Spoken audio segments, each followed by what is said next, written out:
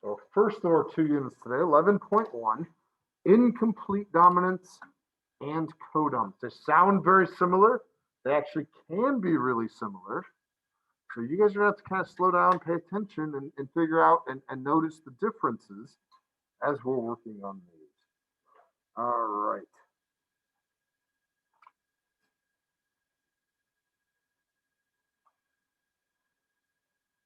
First up, incomplete dominance.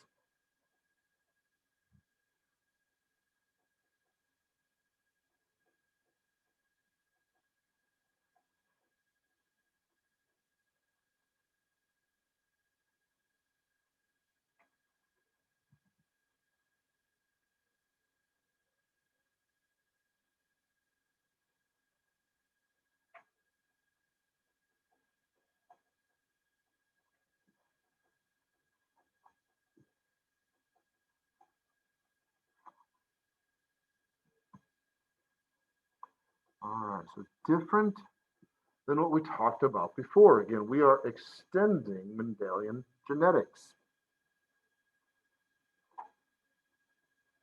Ayla, you're welcome to log into the Zoom if that helps. You can see it better that way.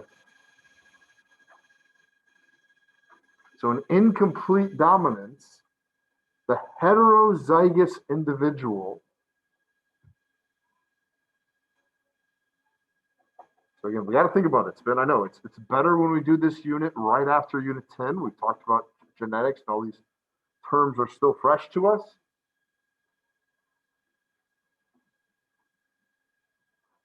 Heterozygous means you have one of each. Like before, we said you read capital T, and you're dominant tall.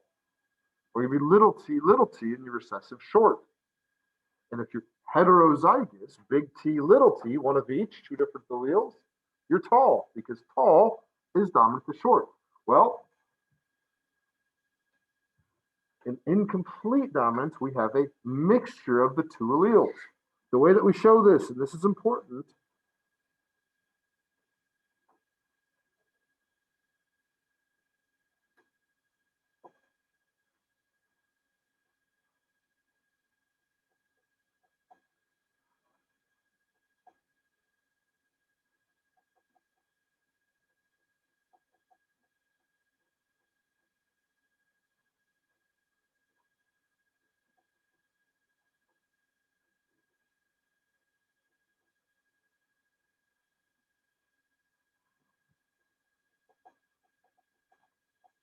the way that we signify that we have incomplete dominance, we use two capital letters, or the same capital letter, I should say,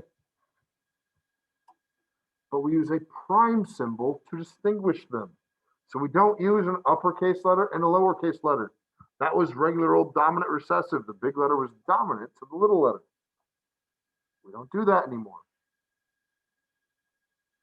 Two dominant letters, they're both kind of capital, or two capital letters are both kind of dominant. Again, that prime symbol is what distinguishes them. A great example, very common example.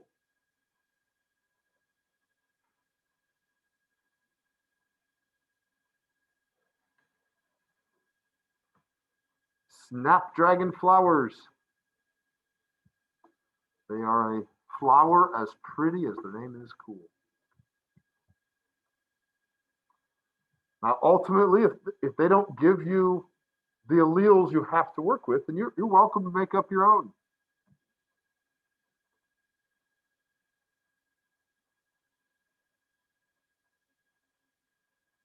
I'm just going to say for the heck of it, big A results in red flowers.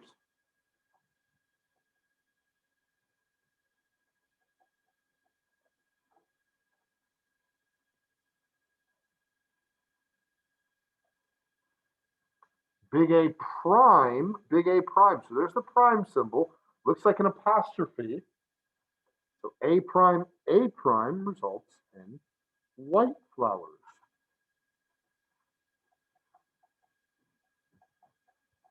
So far, not a whole lot new.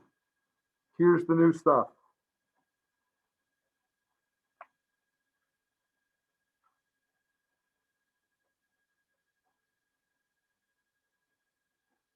A prime.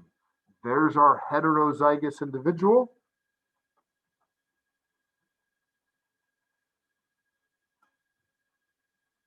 And you get a mixture, a blending of the two alleles. Red and white make pink.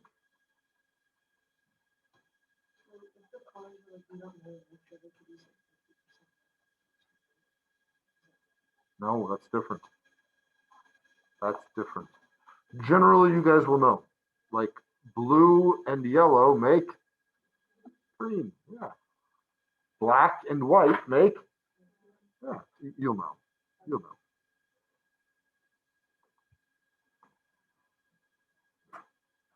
All right, an example, similar to what you guys see in your homework tonight.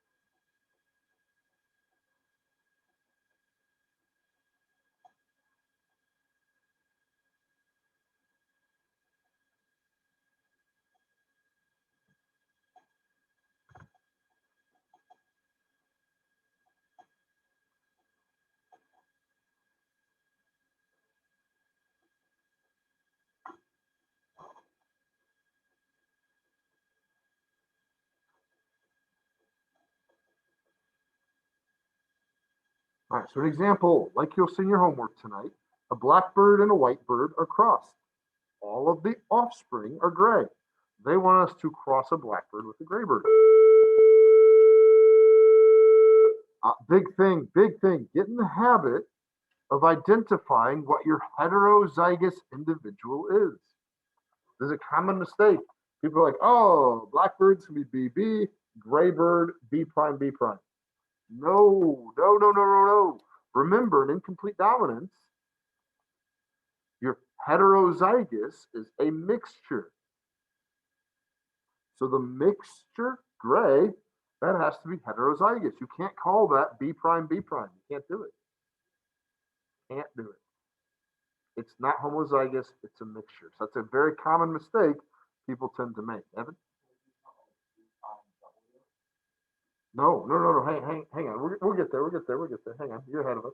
That's actually, but you're kind of asking the same thing Ash asked Sandy. I'll show you guys this. What do you guys want to use? What letter? They didn't tell us in the deal. What letter? I said B already. I'm good with B. I like B. B works. So big B, big B. That'll stand for black. B prime, B prime. Remember, we're using prime symbols. Evan, you're asking what W's? No, no, don't use a different letter. Not yet. Same letter, prime symbol. This would be what color bird? This is white. Yeah. Homozygous. They're two of the same.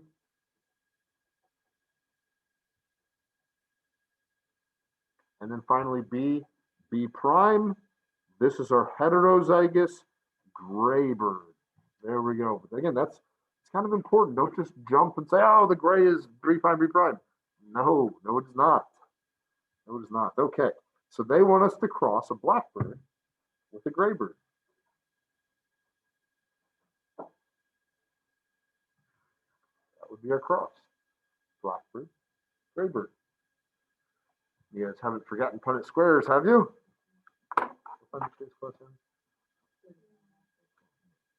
Usually it's not soon enough today. Push it. All right.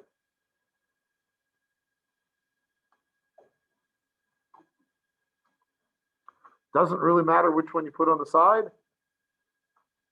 Doesn't really matter which one you put on the top. Doesn't really matter. But one goes on the side, the other goes across the top. We drop the big B, we bring the big B over. We drop the big B, we bring the big B over.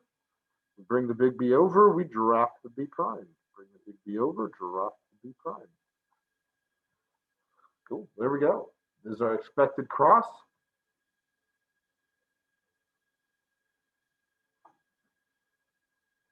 Results, 50% blackbirds.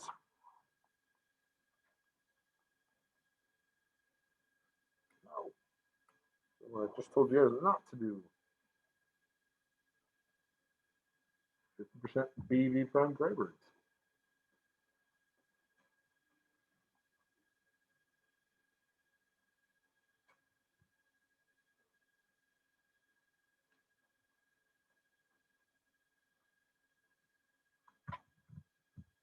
Make sense? So far, so good. Nothing terribly, horribly rotten, terrible, worst day ever yet.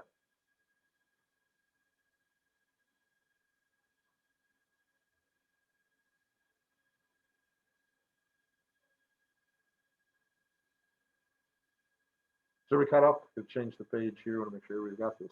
Yep. Fantastic. Okay. So that's incomplete dominance.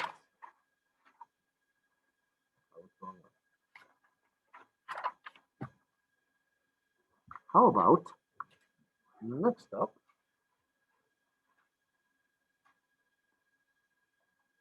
Codominance. Again, they sound really similar, but you've got to keep them separate and know the difference. Like when you should use ban and when you should use bin.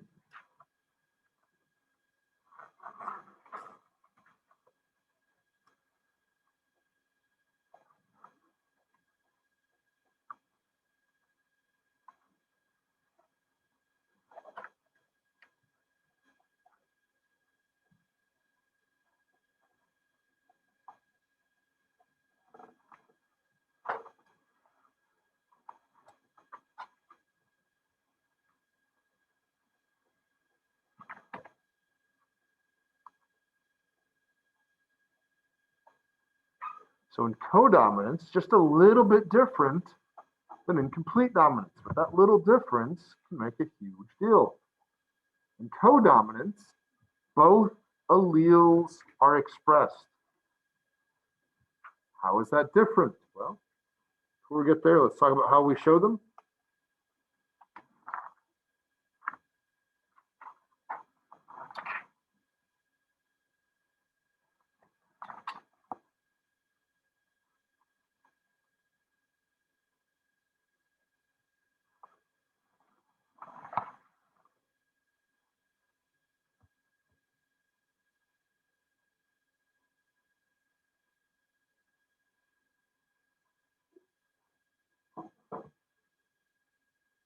For codominance, now we use different letters. Some of you guys mentioned using B and W before, B and G before. Or I know when we did regular old dominant recessive traits, some of you guys tried to use different letters there too. T for tall, S for short. You couldn't. Why not? Because this is where we use two different letters.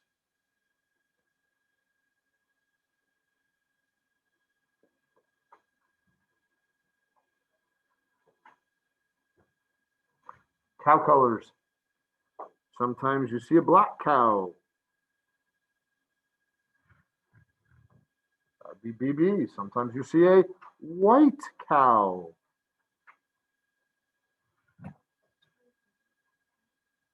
Not yet, but kind of.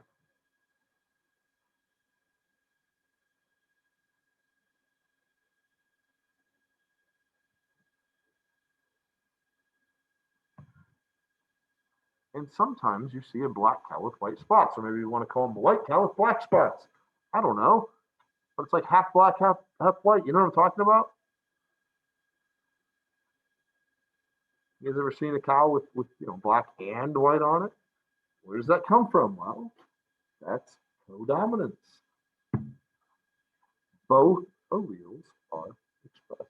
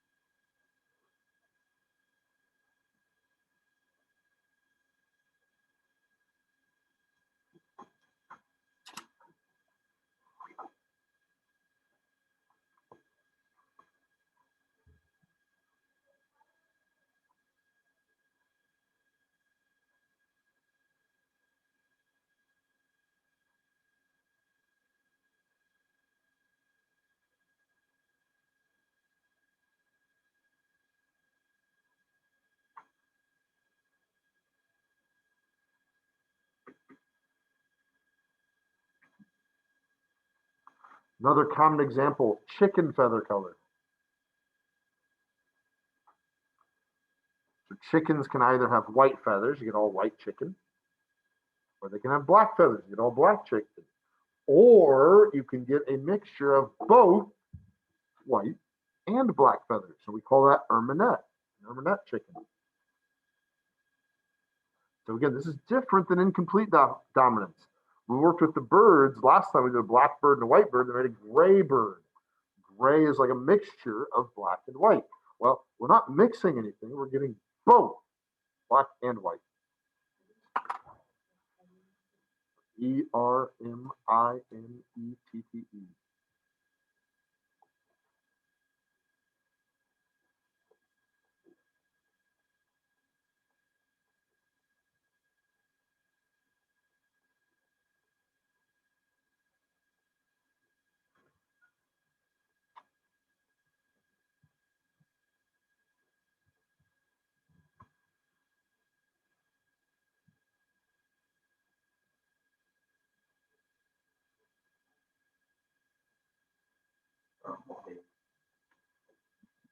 Sorry, I know I'm moving fast today. Sorry, guys. I'm planned terribly. Forgot that Mr. Mullins was coming in. Sorry, didn't account for that half an hour of time.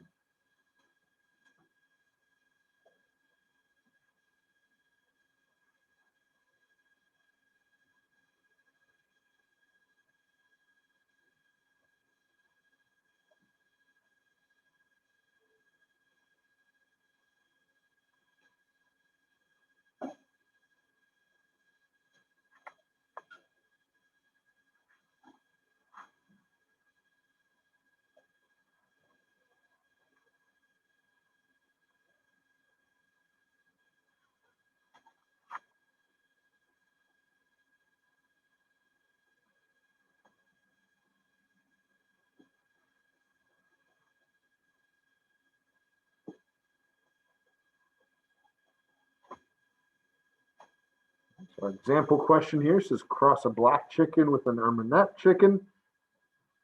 And what are the chances of having white offspring? Again, we've kind of listed out our key up here. A black chicken would be big B, big B.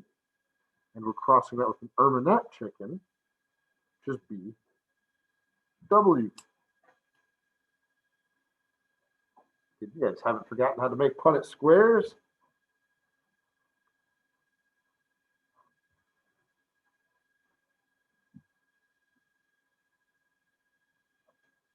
Doesn't matter which animal you put on top and which you put on the bottom, or side, I should say. Doesn't matter. Doesn't matter. You get the same outcome anyway.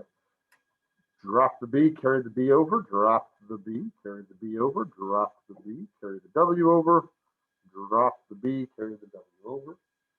There we go.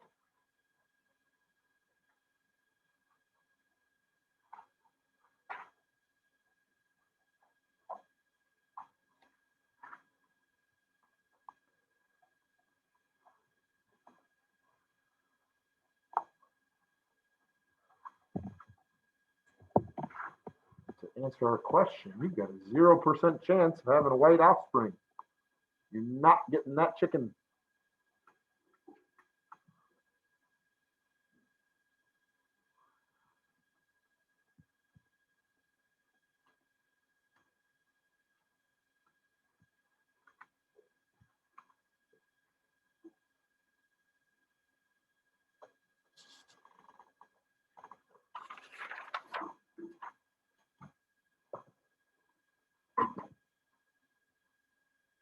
Questions?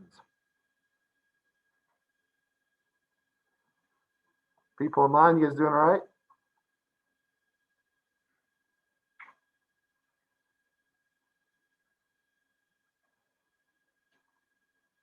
Emma, being online is all right, but being here is better, right? Yeah.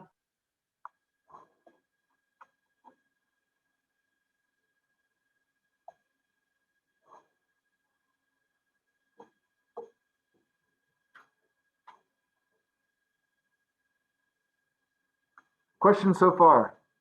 And this is the end of end of lesson 1. But unfortunately, I planned poorly, and we're going to do a double lesson today. How exciting!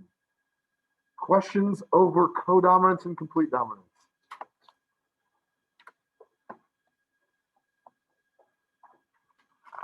Good so far?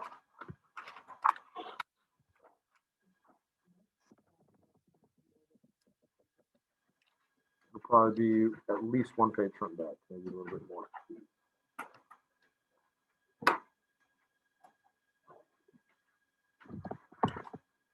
All right, 11.2.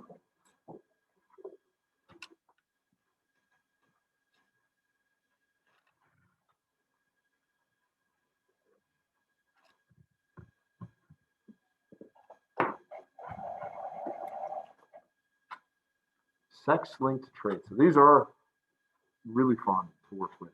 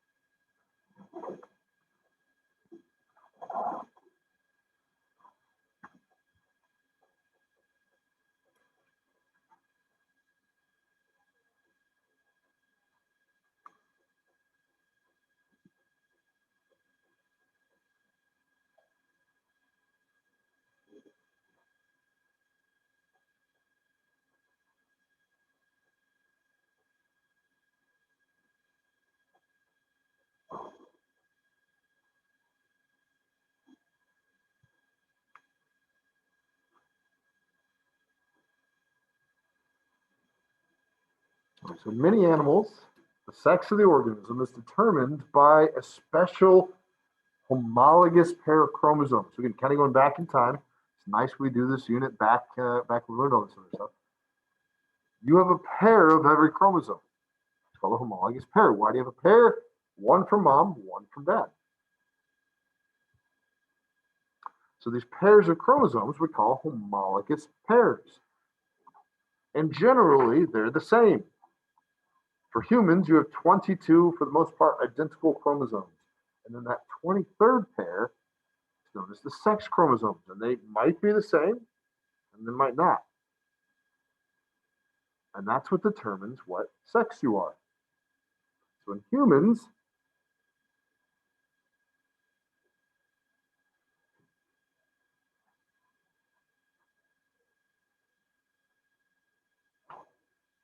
and most mammals for that matter,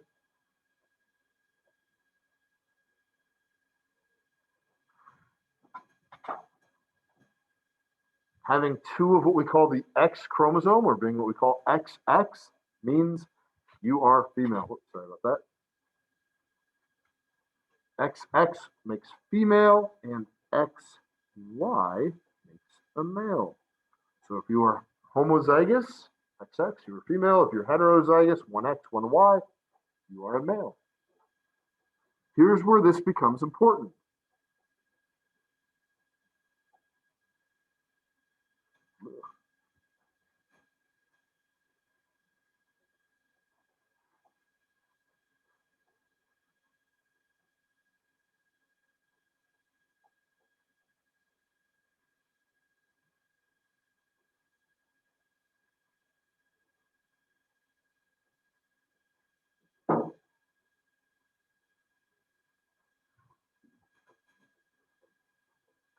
These chromosomes are not equal. I don't know if you guys remember when we did the chromosomes a couple of months ago. You know, it's like a karyotyping activity. You saw 23 chromosomes. The first two are just called the first 22 are called autosomal chromosomes, which is kind of normal. You get a pair of each. And then that 23rd could be different. Well, the Y is not nearly equal to the X. It's tiny. There's not much to it. The X has roughly 2,000 genes on it. A Y, about 100. Pretty big disparity. Males,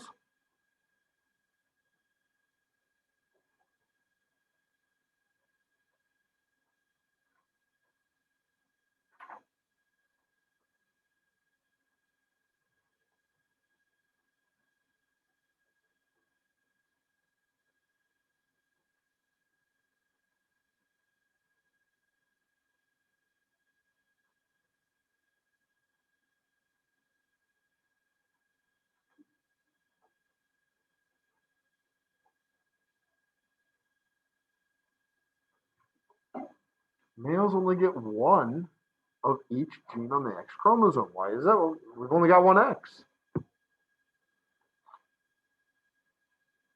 So there's no chance for a male to be heterozygous for any gene on the X chromosome, which means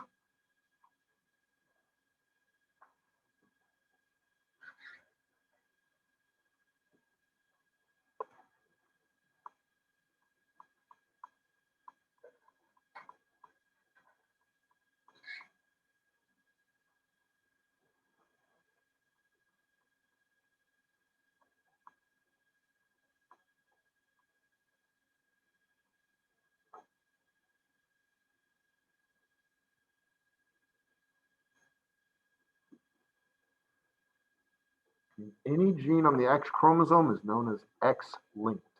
It's linked to the same genes that determine sex. They're linked together. I've heard it, I've seen it. It's good either way. You can say X-linked or sex-linked. You hear it both ways. It's fine both ways.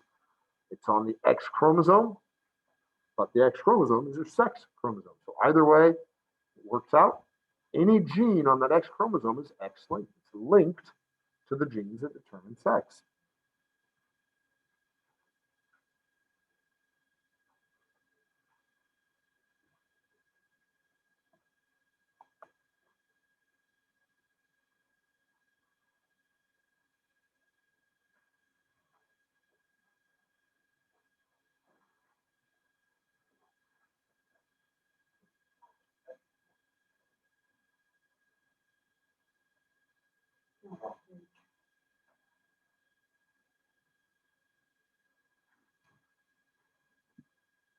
Don't worry about that.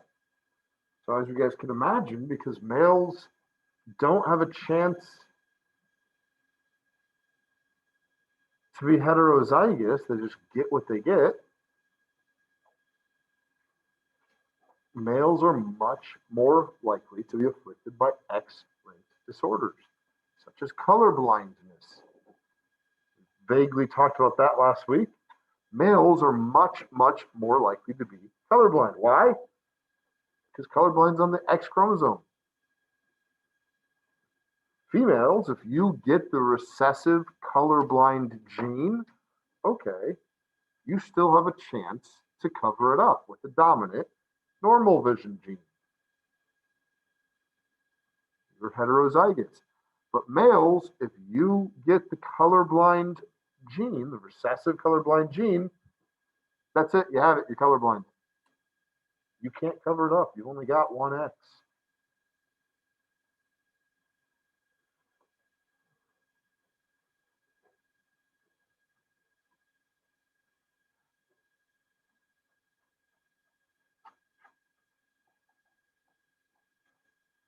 How do we show them? We show them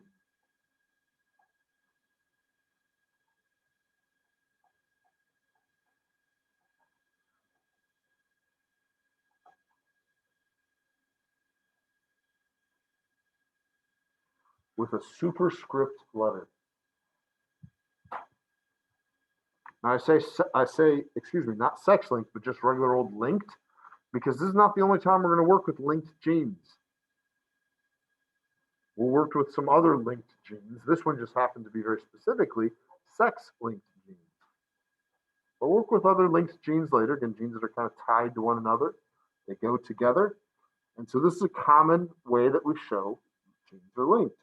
We're going to use X.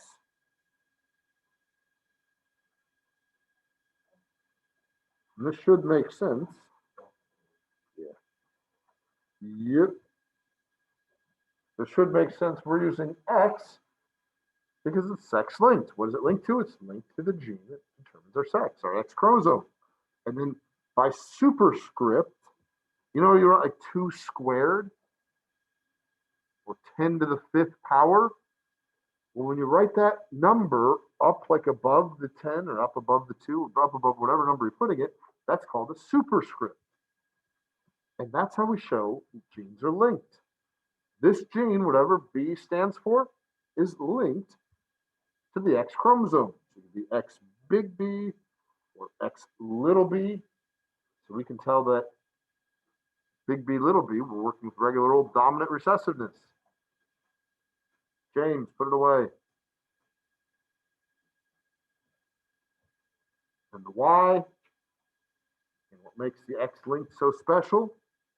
Y doesn't have a superscript. It doesn't carry those genes.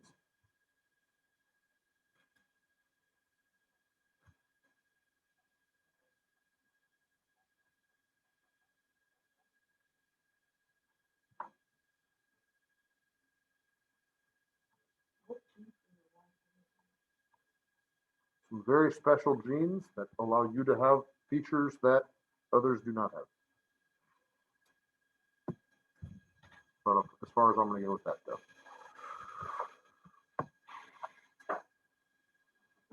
So we don't put a superscript of any kind on the Y because it just doesn't have that gene. Again, that's kind of what makes sex-linked genetics so interesting. There's a lot of things at play. Why are more men bald than women? Because baldness is on the X chromosome. So women, you perhaps you have the recessive bald gene, but you have a really good chance of having the dominant hair gene to cover it up. Men, if you get the recessive bald allele, sorry, you're gonna start looking like me pretty soon. Not much to do about it.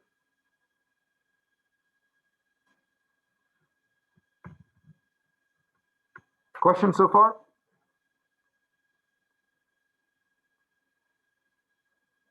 And sorry, I know we got quite a bit today. Sorry.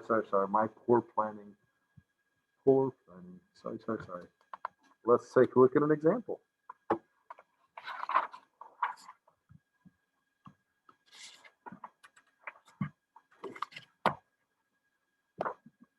Very common example especially in X-linked genetics, are fruit flies.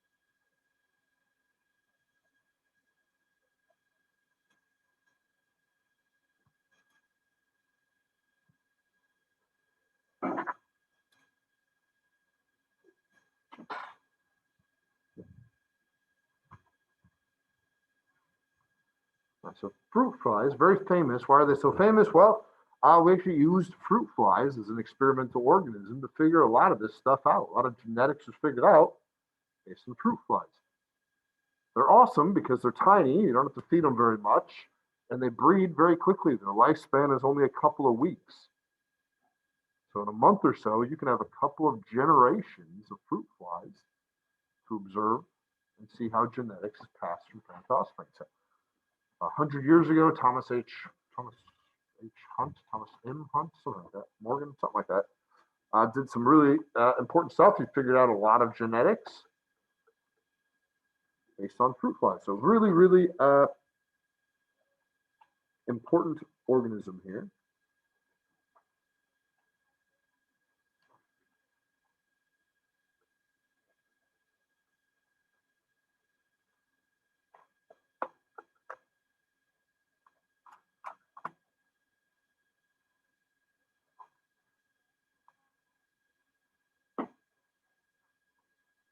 So example, they're asking us to cross a white-eyed female with a red-eyed male. All right, well, again, my preference is I like to build myself a little key. What can you have? Well,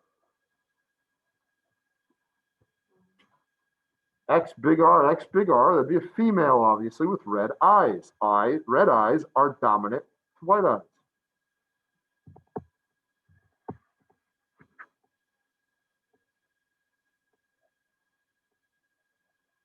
You could be a heterozygous female. And again, we're back to just dominant recessive. But the XX tells us it's a female, red-eyed.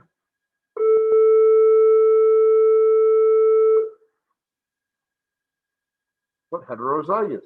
And then finally, with the females, you could have X little r, and this is how you get your white-eyed female.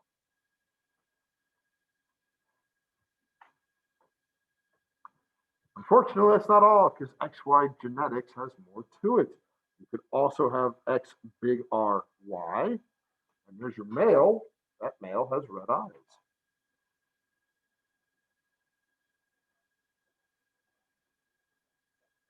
Or you could have X little ry, which would be your white-eyed male.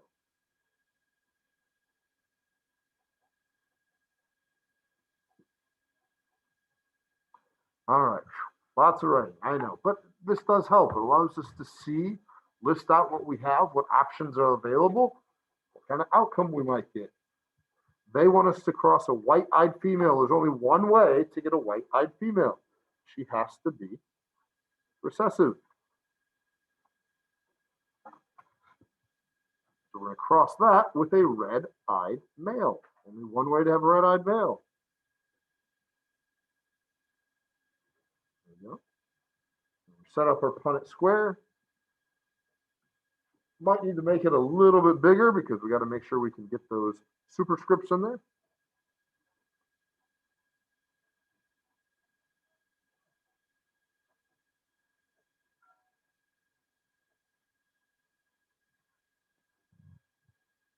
It doesn't matter if you put your male on top, male on side, female on top, female, it doesn't matter. Drop the X big R, bring the X little r over, drop the X big R, bring the X little r over, bring the X little r over, drop the Y, X little r over, drop the Y. Look at that. Well, 50% chance.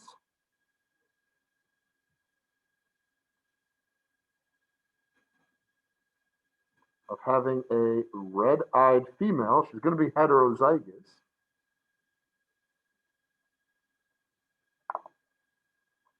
But she'll still have those red eyes. And a 50% chance of having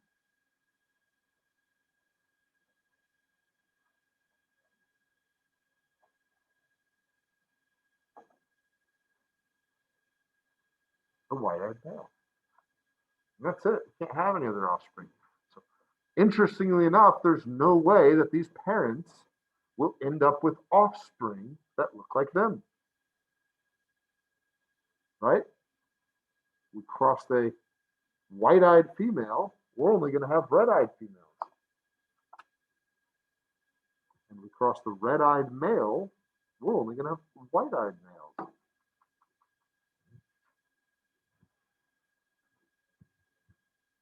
Interesting little twist, huh? Questions? Evan? Good question. I have no idea. That's a really good question. I would guess it has a lot to do with promoter sequences. Did we talk about those this year? I'm not sure if we did or not. So promoter sequences are what call over the RNA polymerase. We did talk. Okay, good. So remember, RNA polymerase comes and makes a copy of the gene of DNA, makes it into RNA. Then the RNA gets read and translated into protein. So I'm guessing what makes something dominant to the other, a lot of times, might be the fact that it has better promoter sequences. It's better at bringing over that RNA polymerase. I'm not sure if that's true or not, but that'd be my guess. If it forced me to make a guess. Good question. Other questions?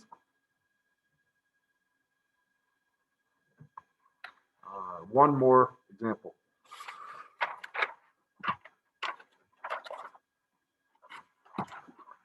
Now we're getting real with it. This is cool.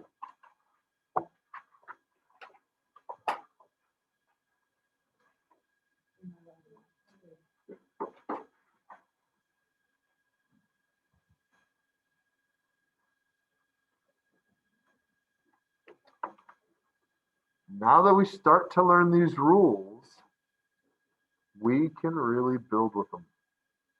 Woo! And sorry, I know it's been a ton of writing today. I do apologize, guys. I'm sorry. But we get through this and you don't have a lesson tomorrow. That's nice, huh? Let's start putting pieces together. Sex-linked and codominance. The first example we looked at, just regular old sex-linked dominant recessive. What if we throw some codominance in it? See?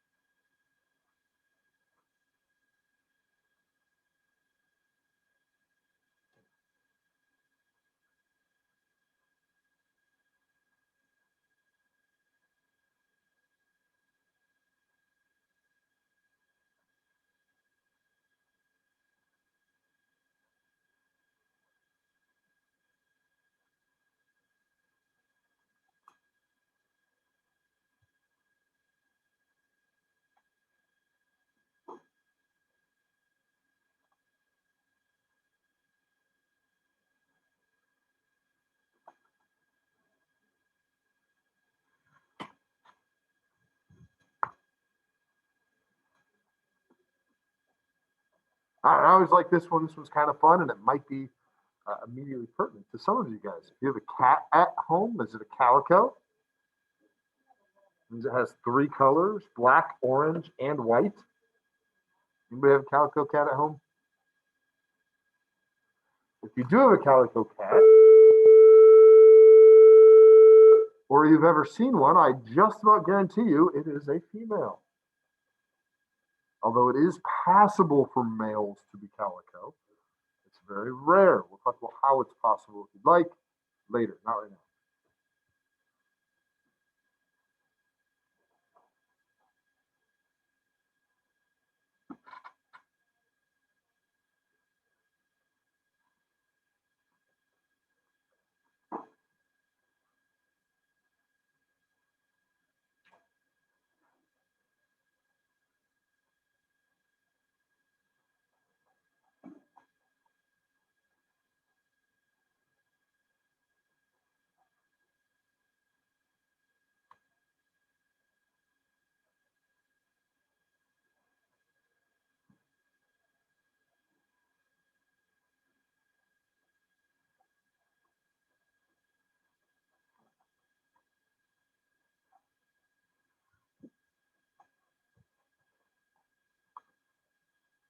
So show the cross of a black male cat with an orange female.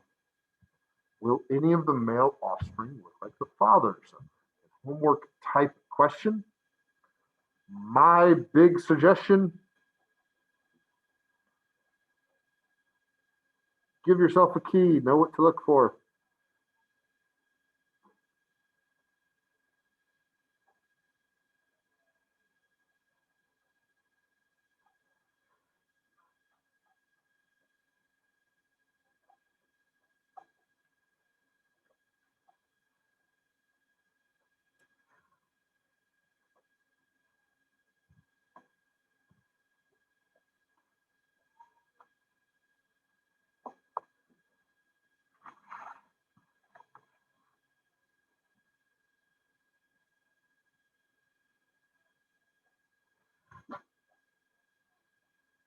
We could have an orange female. So we've got X chromosomes, it tells us a female. The O's, homozygous O, means it's orange. You can have a black female. Two X's let us know it's female. Both of them have B's, that means it's black. You could have a calico female, heterozygous, orange and black. You can have an orange male, or you can have a black male. But again, it's very rare to have a calico male. Just about every calico cat has to be a female because you have to have two X's.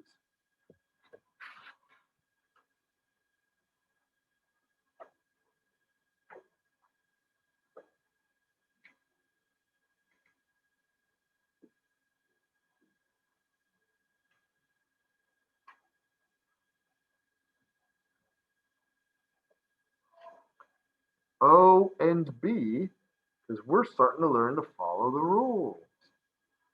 What we learned earlier, two different letters, tells you have codominance, which means both traits are observed, both orange and black are observed.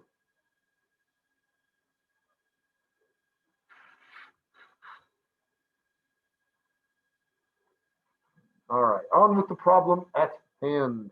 Show the cross of a black male with an orange female. Okay.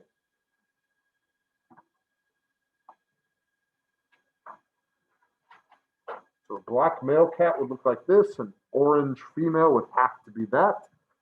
So we're cross these bad boys.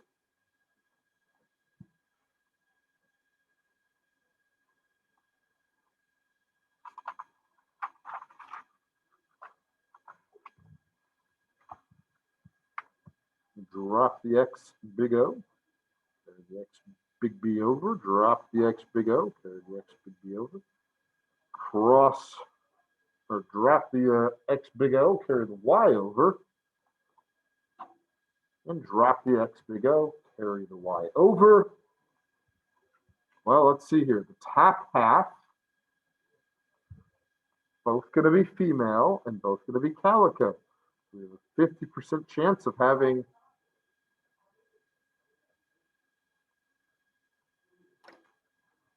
calico female and a 50% chance on the bottom half we have orange males.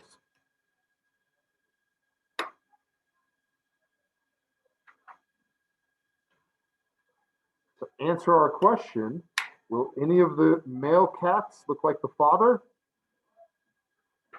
Well, we have a black male cat as the father, so no.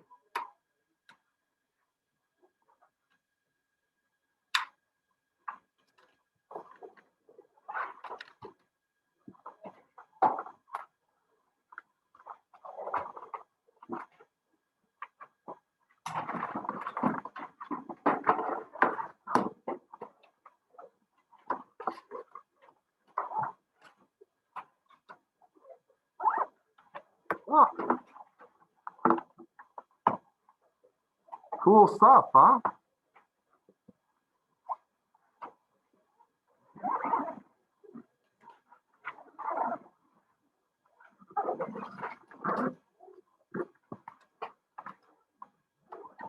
Hey, people online, I need Heather, Trace, Sikmonit, stick around for just a minute. If you guys have a picture of your device to show me, I would like to see that and cross you guys off the list.